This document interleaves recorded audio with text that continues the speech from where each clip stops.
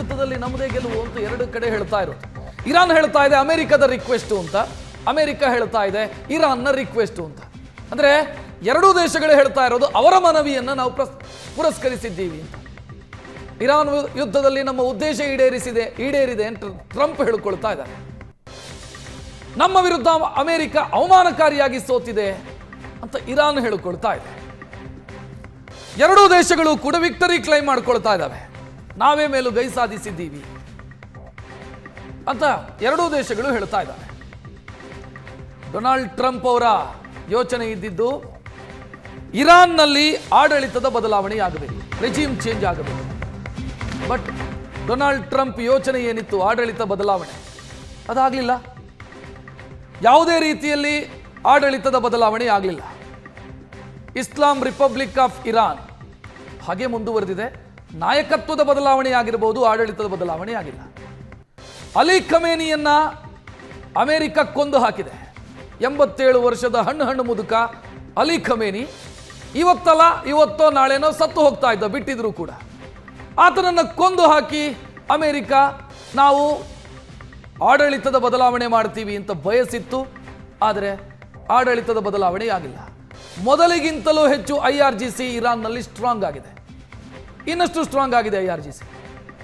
ಇದರ ಜೊತೆಗೆ straight of Hormuz ಅದು ಇಂಟರ್ನ್ಯಾಷನಲ್ ರೂಟ್, ಅದು ಅಂತಾರಾಷ್ಟ್ರೀಯ ಜಲಮಾರ್ಗ, ಯಾರಿಗೂ ಸೇರಿದ್ದಲ್ಲ. ಅದು ಯುದ್ಧಕ್ಕೂ ಮೊದಲು ಓಪನ್ನೇ ಇತ್ತು. ಅದು ಯುದ್ಧದ ಕಾರಣಕ್ಕಾಗಿ ಇರಾನ್ ಅದರ ನಿಯಂತ್ರಣವನ್ನು ಪಡ್ಕೊಳ್ತು, ಕ್ಲೋಸ್ ಮಾಡ್ತು, ಇರಾನ್ ಅದನ್ನು ಬಂದ್ ಮಾಡ್ತು.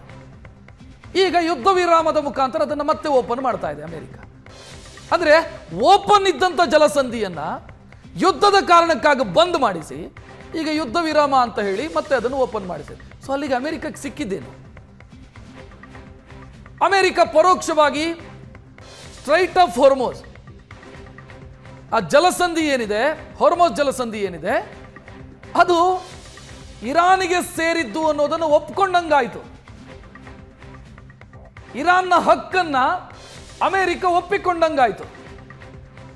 ಓಪನ್ ಇದ್ದಂಥ ಅಂತಾರಾಷ್ಟ್ರೀಯ ಜಲಮಾರ್ಗವನ್ನು ಬಂದ್ ಮಾಡಿಸಿ ಈಗ ಯುದ್ಧ ವಿರಾಮ ಅಂತ ಹೇಳಿ ಓಪನ್ ಮಾಡಿಸಿದ್ರೆ ಅದು ವಿಕ್ಟರಿ ಆಗುತ್ತಾ ಅಮೆರಿಕದ್ದು? ಆಡಳಿತದ ಬದಲಾವಣೆ ಆಗಬೇಕು ಅಂತ ಅಮೆರಿಕ ಬಯಸಿತ್ತು, ಆಡಳಿತದ ಬದಲಾವಣೆ ಆಗಿಲ್ಲ. IRGC ಕಂಪ್ಲೀಟ್ ಕಂಟ್ರೋಲ್ ತೆಗೆದುಕೊಂಡಿದೆ ಇರಾನ್ನದ್ದು. ಇರಾನ್ನ ಸಂಪೂರ್ಣ ನಿಯಂತ್ರಣ IRGC ಕೈಯಲ್ಲಿದೆ. ಸುಪ್ರೀಂ ಲೀಡರ್ನ ಮಗ ಈಗ ಹೊಸ ಸುಪ್ರೀಂ ಲೀಡರು. ಆಡಳಿತದಲ್ಲಿ ಏನು ಬದಲಾವಣೆ ಆಗಿಲ್ಲ, ನಾಯಕತ್ವದಲ್ಲೊಂದು ಬದಲಾವಣೆಯಾಗಿದೆ. ಸಾವಿನ ಕಾರಣಕ್ಕಾಗಿ ನಾಯಕತ್ವದಲ್ಲಿ ಬದಲಾವಣೆಯಾಗಿದೆ.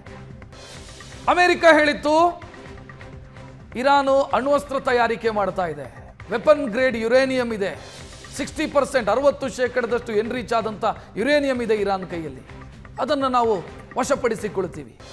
ವಶಪಡಿಸಿಕೊಳ್ಳೋದಕ್ಕಾಯ್ತಾ ಅಂತ ಕೇಳಿದ್ರೆ ಅದೂ ಇಲ್ಲ. ಇರಾನ್ ತನ್ನ ಅಣ್ವಸ್ತ್ರ ತಯಾರಿಕಾ ಕೆಲಸವನ್ನ ಇವತ್ತಲ್ಲ ನಾಳೆ ಮುಂದುವರಿಸಬಹುದು.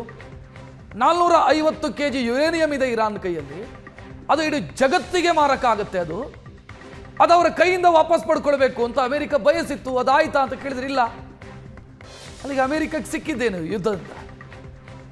ಯುದ್ಧದಲ್ಲಿ ಹಿನ್ನಡೆಯಿಂದ ಅಮೆರಿಕ ನಮ್ಮ 10 ಅಂಶದ ಪ್ರಸ್ತಾವನೆಯನ್ನ ಒಪ್ಪಿದೆ ಅಂತ ಇರಾನ್ ಹೇಳಿಕೊಂಡಿದೆ. ಪೂರ್ಣ ಪ್ರಮಾಣದ ಕದನ ವಿರಾಮಕ್ಕೆ ಷರತ್ತು ವಿಧಿಸಿದೆ ಇರಾನ್. ಯುದ್ಧದ ಪ್ರಚೋದನೆ ಮಾಡದಂತೆ ಬದ್ಧತೆ ತೋರಬೇಕು. ಹಾರ್ಮುಜ್ ಜಲಸಂಧಿಯ ಮೇಲೆ ಇರಾನ್ನ ನಿಯಂತ್ರಣ ಮುಂದುವರಿಯುತ್ತೆ. ಯುರೇನಿಯಂ ಎನ್ರಿಚ್ಮೆಂಟ್ ಅನ್ನು ಒಪ್ಪಿಕೊಳ್ಳಬೇಕು. ನಮ್ಮ ಆರ್ಥಿಕ ನಿರ್ಬಂಧಗಳನ್ನು ತೆರವು ಮಾಡಬೇಕು. ವಿಶ್ವಸಂಸ್ಥೆಯ ಭದ್ರತಾ ಮಂಡಳಿಯ ನಿರ್ಣಯವನ್ನು ತೆಗೆಯಬೇಕು. ಇದೆಲ್ಲವೂ ಕೂಡ ಇರಾನ್ ಹಾಕಿರುವಂತಹ ಕಂಡೀಷನ್ಸ್, ಪ್ರಸ್ತಾಪ. ಡೊನಾಲ್ಡ್ ಟ್ರಂಪ್ ಹೇಳಿದ್ರಲ್ಲ 10 ಅಂಶ ಅಂತ, ಆ ಪ್ರಪೋಸಲ್ ನಮ್ಮ ಮುಂದಿದೆ ಅಂತ. ನಾಡಿದ್ದು ಇಸ್ಲಾಮಾಬಾದ್ನಲ್ಲಿ ಇದರ ಬಗ್ಗೆ ಚರ್ಚೆ ಆಗುತ್ತೆ. ಪಾಕಿಸ್ತಾನದ ರಾಜಧಾನಿ ಇಸ್ಲಾಮಾಬಾದ್ನಲ್ಲಿ ಇದರ ಬಗ್ಗೆ ಚರ್ಚೆ ಆಗುತ್ತೆ. ಅಮೆರಿಕ 15 ಅಂಶಗಳನ್ನು ಇಟ್ಟಿದೆ ಪ್ರಸ್ತಾಪವನ್ನ, ಇರಾನ್ 10 ಅಂಶಗಳನ್ನು ಇಟ್ಟಿದೆ. ನೆಗೋಷಿಯೇಷನ್ನು ಇಸ್ಲಾಮಾಬಾದಲ್ಲಿ ಆಗುತ್ತೆ. 10 ಅಂಶ ಇರಾನ್ನದ್ದು, 15 ಅಂಶಗಳು, 15 ಪಾಯಿಂಟು ಅಮೆರಿಕದ್ದು. ಇದರ ಆಧಾರದ ಮೇಲೆ ನಾಡಿದ್ದು 10ನೇ ತಾರೀಕು ಮಾತುಕತೆ ನಡೆಯೋದಕ್ಕಿದೆ ಇಸ್ಲಾಮಾಬಾದ್.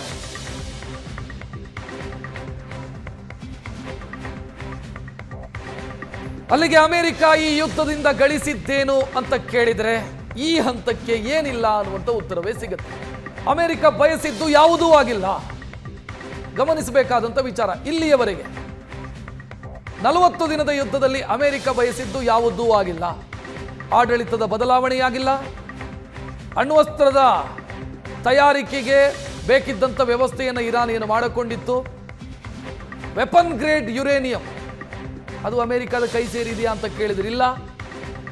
ಸ್ಟ್ರೈಟ್ ಆಫ್ ಹಾರ್ಮೋಸ್ನಲ್ಲಿ ಇರಾನ್ನ ಹಕ್ಕನ್ನು ಅಮೆರಿಕವೇ ಪರೋಕ್ಷವಾಗಿ ಮಾನ್ಯ ಮಾಡಿದೆ. ಇರಾನಿಗೂ ಅದೇ ಬೇಕಿತ್ತು, ಅದೇ ಆಗಿದೆ. ಈಗ ನಮ್ಮ ಜೊತೆಗೆ ಮಾತನಾಡೋದಕ್ಕೆ ನಿವೃತ್ತ ವಿಂಗ್ ಕಮಾಂಡರ್ ಸುದರ್ಶನ್ ನೇರ ಸಂಪರ್ಕದಲ್ಲಿ. ಸರ್ ನಮಸ್ಕಾರ. ನಮಸ್ಕಾರ ರಕ್ಷಿತ್. ನಿನ್ನೆ ಮಾತನಾಡಿದ್ವಿ ಸರ್, ಅಮೆರಿಕದ ಯೋಚನೆಗಳ ಬಗ್ಗೆ ನಾವು ಮಾತನಾಡಿದ್ವಿ. ಈಗ ಪ್ರಶ್ನೆ ಇರೋದು ಅಮೆರಿಕ ಗಳಿಸಿದ್ದೇನು ಇದರಿಂದ ಅಂತ. ಅವರು ನೋಡಿ, ಅಂತಾರಾಷ್ಟ್ರೀಯ ಮಟ್ಟದಲ್ಲಿ ದೇ ಬಿಕಮ್ ಬಫೂನ್ಸ್. ಯಾಕಂದ್ರೆ ಈ ಒಂದು ಡೆಮೊಕ್ರೆಟಿಕ್ ಒಬ್ರು ಸಂಸದರು, ಅಮೆರಿಕದ ಡೆಮೊಕ್ರೆಟಿಕ್ ಪಾರ್ಟಿಯ ಸಂಸದರು ಒಬ್ರು ಹೇಳ್ತಿದ್ರು, ಯುದ್ಧ ಶುರುವಾಗಕ್ಕಿಂತ ಮುಂಚೆ ಹೋರ್ಮುಜ್ ಜಲಸಂಧಿಯ ಮುಖಾಂತರ ಪ್ರತಿ ದಿವಸ 120 ಹಡಗುಗಳು ಹೋಗಿ ಬರೋದು ಮಾಡ್ತಿದ್ವು. ಹೌದು. ಈ ಯುದ್ಧ ಯಾವಾಗ ಶುರು ಮಾಡಿದ ಟ್ರಂಪ್ ಅಂತ ಹೇಳಬಾರ್ದು, ಯಾಕಂದ್ರೆ ಈ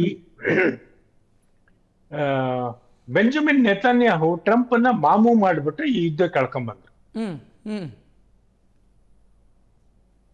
ಟ್ರಂಪ್ಗನ್ನೇ ಬೇಕಾಗಿತ್ತು ಯಾವುದೋ ಒಂದು ಇದರ ಅಂತಾರಾಷ್ಟ್ರೀಯ ಮಟ್ಟದಲ್ಲಿ ಸುದ್ದಿಯಲ್ಲಿ ಇರಬೇಕು ಅಂತೇಳಿ. ಇವ್ರು ಬಂದ್ಮೇಲೆ ಹಾರ್ಮುಜ್ ಜಲಸಂಧಿ ಬಂದ್ ಮಾಡಿದ್ರು ಇರಾನಿಯನ್ನರು. ಆದ್ರೆ ಇದನ್ನ ಓಪನ್ ಮಾಡಕ್ಕೆ ಪ್ರತಿದಿನ $2 ಬಿಲಿಯನ್ ಅಮೆರಿಕ ಖರ್ಚು ಮಾಡ್ತಾ ಇದೆ. ಈಗ ನೋಡಿ, ಇವತ್ತು 40ನೇ ದಿವಸ ತಾನೆ. ಹೌದು. 40ನೇ ದಿವಸ ಅಂದ್ರೆ $80 ಬಿಲಿಯನ್ ಖರ್ಚು ಮಾಡಿ ಏನು ಸಾಧಿಸಿದ್ರು. ಎಂತ ವಿಶ್ವ ಮಟ್ಟದಲ್ಲಿ ಹಾಸ್ಯಾಸ್ಪದ ಟ್ರಂಪ್ ಮತ್ತೆ ಅಮೆರಿಕ. ಈಗ ಅಮೆರಿಕದ ಬಗ್ಗೆ ಒಂದಿಷ್ಟು ಏನು ನಾವೆಲ್ಲ ತಿಳ್ಕೊಂಡಿದ್ವಿಲ್ಲ, America is a big supreme power militarily, ರಾಜಕೀಯವಾಗಿ. ಈಗ ಯಾರು ಅಮೆರಿಕನ ಮೂಸ್ ನೋಡೋದು ಇಲ್ಲ.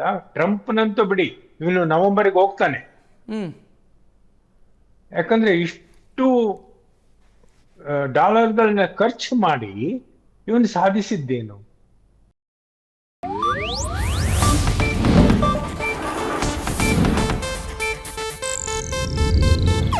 ಇದು ಏಷ್ಯಾನೆಟ್ ನ್ಯೂಸ್ ನೆಟ್ವರ್ಕ್ ಪ್ರಸ್ತುತಿ.